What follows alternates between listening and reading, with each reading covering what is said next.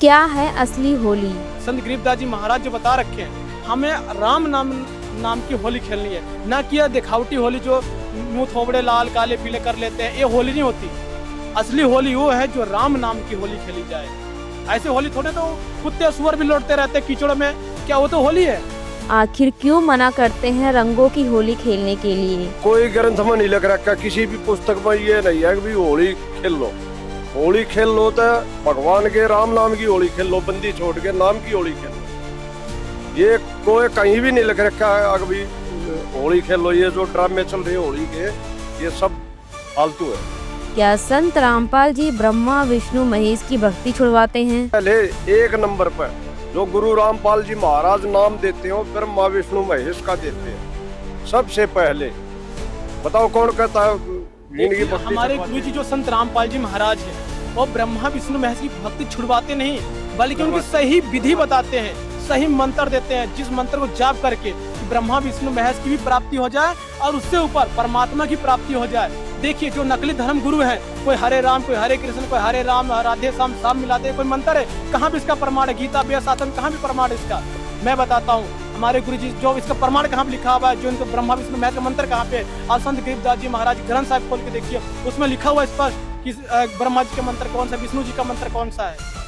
हमारे गुरु जी संत रामपाल जी महाराज जो है वो वेद शास्त्रों के अकॉर्डिंग उनकी भक्ति बताते हैं, ना कि छुड़वाते हैं। क्या होली खेलने की परंपरा सिर्फ एक दिखावा है? चलिए जानते हैं इस वीडियो के माध्यम से। फिर से एक नई वीडियो में दर्शकों, हम आए हैं सतलोक आश्रम धनाधाम में। यहाँ पर एक तरफ संत रामपाल जी महाराज के शिष्य हैं और दूसरी तरफ जो समाज के लोग हैं, जो अन्य धर्म गुरुओं के शिष्य हैं, उनका कुछ सवाल है। जानेंगे संत रामपाल जी महाराज के शिष्यों से आखिर इनका क्या सवाल है, बात करते हैं, इनसे पूछते हैं। नमस्कार सर। नमस्कार सर। क्या शुभ नाम है आपका? विजय।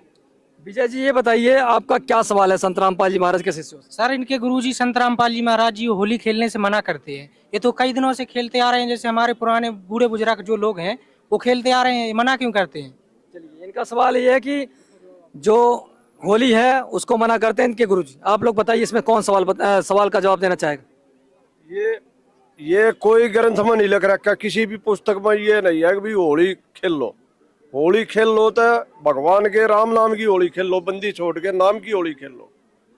ये कोई कहीं भी नहीं लिख रखा है अगर भी होली खेल लो। ये जो ड्रामे चल रहे हैं होली के, ये सब फालतू है। नहीं, ये अगर फालतू होता तो काफी सालों से खेला जा रहा है इसको। अगर आप इसके बारे में ये संतुष्ट नहीं हो सकते हैं, सवाल का सही जवाब दीजिए। तो ये किसी ने आज तक रामपाल महाराज के बिना उजागर नहीं किए किसी ने।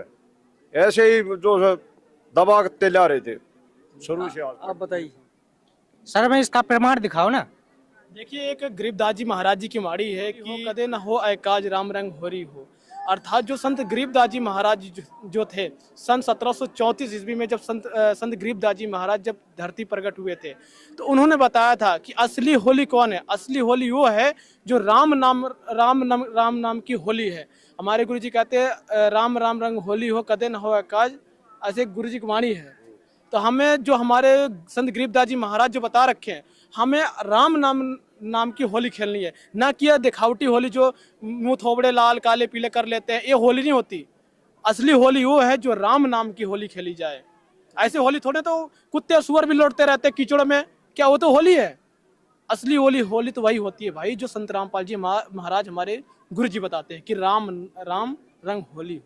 आप बताइए इनकी बातों से कितना परसेंट आप सहमत हैं? कहीं भी लिखा नहीं, वेदा में नहीं। जब ये लोग बोल रहे हैं कि लिखा नहीं है तो फिर मान सकते हैं। अरे इनके संत रामपाल जी महाराज जी जो हैं वो ब्रह्मा विष्णु महेश की भक्ति छुड़वाते हैं।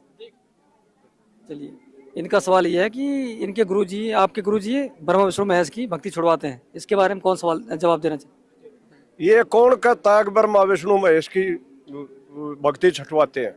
सबसे पहले एक नंबर पर जो गुरु रामपाल जी महाराज नाम देते हो, ब्रह्मा विष्णु महेश का देते हैं सबसे पहले। बताओ कौन कहता है इनकी भक्ति? हमारे गुरु जी जो संत रामपाल जी महाराज है, वो ब्रह्मा विष्णु महेश की भक्ति छुड़वाते नहीं, बल्कि उनकी सही विधि बताते हैं, सही मंत्र देते हैं, जिस मंत्र को जाप करके कि ब्रह्मा विष्णु महेश की भी प्राप्ति हो जाए और उससे ऊपर परमात्मा की प्राप्ति हो जाए। देखिए जो नकली धर्म गुरु हैं, कोई हरे राम, कोई हरे कृष्ण, कोई हरे राम राधे श्याम सब मिलाते हैं, कोई मंत्र है, कहाँ भी इसका प्रमाण है? गीता वेद शास्त्र में कहाँ भी प्रमाण है इसका? मैं बताता हूँ हमारे गुरुजी जो इसका प्रमाण कहाँ पे लिखा हुआ है, जो इनका ब्रह्मा विष्णु महेश का मंत्र कहाँ पे है। आप संत गरीबदास जी महाराज ग्रंथ साहिब खोल के देखिए, उसमें लिखा हुआ है स्पष्ट कि ब्रह्मा जी का मंत्र कौन सा, विष्णु जी का मंत्र कौन सा है। हमारे गुरुजी संत रामपाल जी महाराज जो है वो वेद शास्त्रों के अकॉर्डिंग उनकी भक्ति बताते हैं, ना कि छुड़वाते हैं उनकी। और कोई सवाल बताइए, सवाल बताइए, आपका क्या सवाल है? सर मैं ये कह रहा हूँ, ये इनके गुरुजी ब्रह्मा विष्णु महेश के माता पिता बताते हैं, इसका कहाँ प्रमाण है, कहाँ है इनके माता पिता? हमें तो आज तक किसी ने नहीं बताया। बताइए, इनका सवाल है कि आपके गुरुजी ब्रह्मा विष्णु महेश के माता पिता। प्रमाण है देवी भागवत पुराण के 3 स्कंद में 23 श्लोक में। आप अभी अब अपने मोबाइल में अभी सर्च करके आप देख लीजिए, इसका प्रमाण है कि नहीं है। मैं बात की बात नहीं कर रहा हूँ, अभी वर्तमान में। बात की बात कब हो जाता है, भूल जाता है इंसान। वर्तमान में आप देखिए उसमें लिखा है कि नहीं लिखा है। आप बताइए, इनके जो इन्होंने बताया कि देख लेना, और बाकी और कोई सवाल है तो बताइए। सर इनके गुरुजी पैर छूने से मना करते हैं, जैसे कोई हमारे वहाँ पर माता पिता हैं उनके पैर छूने को मना करते हैं, ऐसा क्यों करते हैं, कहाँ प्रमाण है? बताइए। इसका जो है तो पैर छूने का मना इसलिए करते हैं गुरुजी कि ये हम आप जो है तो यही क्रिया करते करते बिना जान के हमारे पूर्वज करते आ रहे थे, और वही करते करते यहाँ फंसे रह गए यही करते करते। तो हमको आपको आप सुधारना, क्योंकि हम आपको आप देखिए क्या कि एक दूसरे का पैर छूने से अपनी भक्ति कमाई जो है तो खर्च होती है। देखिए बात क्या, हमारे गुरुजी संत रामपाल जी महाराज पैर छूने के इसलिए मना करते हैं कि आपको एग्जांपल छोटा सा देता हूँ। आपने मान लो कि 2 टायर आपके पास, एक टायर में तो खूब हवा भरा हुआ है, सेकंड दूसरे टायर में जो है उसमें बिल्कुल पंचर है। अगर मैं उस हवा जो भरा है जिस टायर में, उसका हवा निकाल कर अपने दूसरे टायर में डालूंगा, तो आप बताओ ये पॉसिबल है कि वो कार जो रहेगी, मान लो जो पहिया जो दोनों रहेगा वो चलने योग्य रहेगा? नहीं रहेगा, क्योंकि 50-50 हो जाएगा तो पंचर ही कहलाएगी, हवा पूरा प्रॉपर नहीं आएगा। उसी प्रकार हम भक्त हैं और आप जगत के हो गए, मान लो फॉर एग्जाम्पल आपकी भक्ति कमाई 0% है। हम अपने संत रामपाल जी महाराज जी के आशीर्वाद जो भक्ति करी, हम तो बैटरी फुल कर ली अपनी, ठीक है। जब हम आपके पैर छुएंगे तो हमारा क्या, जब आप हमारे पैर छुओगे तो हमारी जो आपको, हम तो ना चाहते भी हो कि हमारा आशीर्वाद तुम्हारे पे चला ही जाएगा, वो मन में फीलिंग उठना ही काफी होता है। साधारण शब्दों में इसका ये है कि क्या है कि हम एक दूसरे की ऐसी क्रिया करते रह गए, इसलिए फंसे रह गए। यहाँ एक दूसरे को भक्ति कमाई दे रहे हैं, ले रहे हैं, दे रहे हैं। यही बिजली पर घुसी अज्ञानता की घुसी पड़ी है। इसको सुधारने का वक्त है। सच्चे जान की ओर जाइए, मालिक का सत्संग सुनिए, इससे मालूम पड़ेगा कि हमको क्रिया कौन सी क्रिया करनी है, कौन सी क्रिया नहीं करनी है। और बताइए क्या सवाल है? अरे भगत जी ये बता रहे हैं आपके शादी ब्याह में तो ये लोग पाँव नहीं परन दे रहे, वो दहेज भी नहीं देने दे रहे, मतलब ऐसा क्यों हो रहा है? बच्ची जाती है जब तो कम से कम 5 बर्तन तो देना चाहिए। यहाँ से जाएगी फिर क्या लेके जाएगी? जो सनातन की रीति है वही तो चल रही है, वो जे मिटा रहे हैं। ऐसा कौन सा वेद में लिखा हुआ है कैसा होना चाहिए? बताइए इनका। देखिए कि इन भाई साहब का कहना यह है कि संत रामपाल जी महाराज जो है वो दहेज ना लेने देते हैं ना देने देते हैं। मैं आपको एक छोटा सा एग्जांपल देना चाहता हूँ कि मान लो ये जो दहेज प्रथा है, शॉर्ट शब्दों में ये कहूँ कि हमारे संत रामपाल जी महाराज जो हैं दहेज जैसी भयंकर बीमारी को ये जड़ से खत्म करने की कोशिश कर रहे हैं। इसका दुष्प्रभाव क्या पड़ता है दहेज का, मैं आपको एक छोटे से एग्जांपल देके बताता हूँ।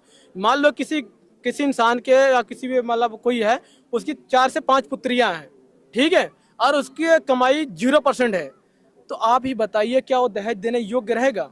बेचारा वो तड़प को मरने योग्य हो जाता है हो कि वो इसको टेंशन लग जाती है, मैं अपनी बेटियों को शादी करूंगा कैसे करूंगा।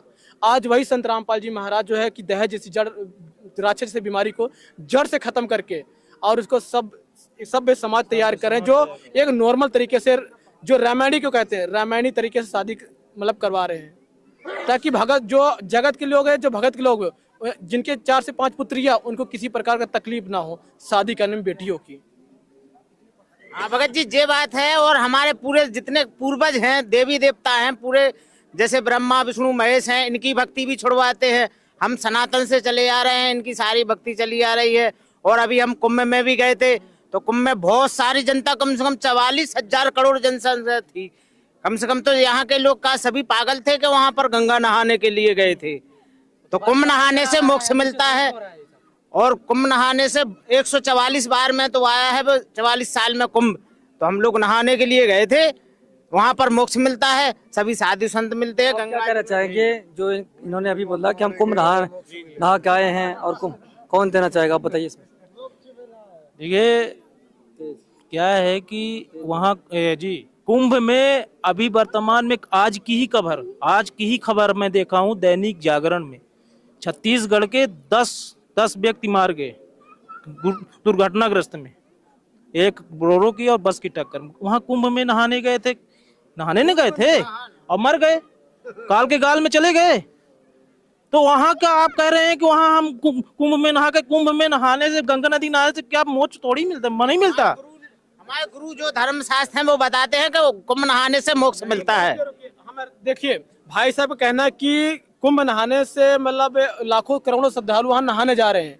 इनका कहने साफ मतलब ये है कि वहाँ पे जाने से मोक्ष की प्राप्ति हो जाती होगी। मैं आपको कहता हूँ अगर गंगा में नहाने से या हरिद्वार जमुना कहीं भी नहाने से अगर इंसान की मुक्ति होती है तो आप हमें ये बताइए कि उसमें हमारे कबीर साहब की एक वाणी है कि नहाए धोए क्या हुआ, जो मन का मैल न जाए, नींद सदा जल में रहे, धोए बास न जाए। अर्थात उसमें तो हम इंसान से नहाने से पहले उसमें कीड़े मच्छी पता नहीं कछुए उसमें पहले 24 घंटा स्नान कर रहे हैं, उनकी मुक्ति क्यों नहीं हो रही? क्या हमारे 1 दिन से या 2 दिन स्नान करने से क्या मुक्ति हो जाएगी? और भी सुनिए, जब गंगा पुत्र भीष्म उन्हीं के पुत्र थे, गंगा नदी से गंगा मैया के पुत्र थे, जब उन्हीं का नहीं मोक्ष हुआ तो हमारा आपका कैसे मोक्ष होगा?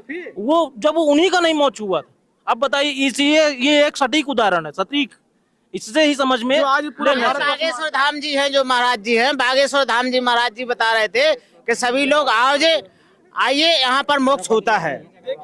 हाँ, जितने मर गए हैं बोले कल कहते हैं मोक्ष हो गया है, हम उसी पर निर्भर है। देखिए इनके गुरुजी जो बागेश्वर धाम की बात उठाई, ये कहते हैं कि जो भी है वहाँ नहाने से मोक्ष हो जाता है। मैं बताना चाहता, अभी हाल फिलहाल में बागेश्वर धाम का एक इंटरव्यू आया था, वहाँ पे जो अभी आपने शायद खबर सुनी होगी, वहाँ पे तकरीबन कई 200 लोग समथिंग वहाँ के लोग मारे गए भगदड़ के में। तभी वहाँ गिनती नहीं कितने मर गए, अनंत मतलब मुझे एक्यूरेट डेटा नहीं पता कितने लोग मारे गए, लेकिन इतना पता है कि वहाँ मारे गए। कोई सही जानकारी तो नहीं न्यूज बता। बागेश्वर धाम ये कह रहे थे धीरेन्द्र शास्त्री कि उसमें जो लोग मरे हैं उनकी मोक्ष की प्राप्ति होगी। अरे भाई साहब मुझे ये बताइए, किसी के लाल मरे, किसी की बेटा मरे, किसी की वाइफ मर गई, आज तुम कह रहे मोक्ष हो गया उनका? अरे कुछ तो सोचना था आपको वहां से बोलने से पहले।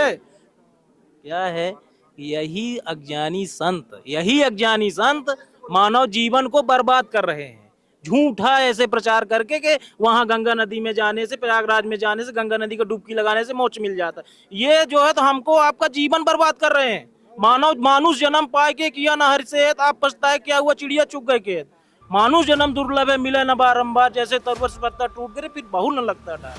तो यही निवेदन है, प्रार्थना है कि मालिक की शरण में आइए, अभी भी वक्त है। इस वीडियो को देखने के बाद आपकी क्या राय है कमेंट में जरूर बताएं।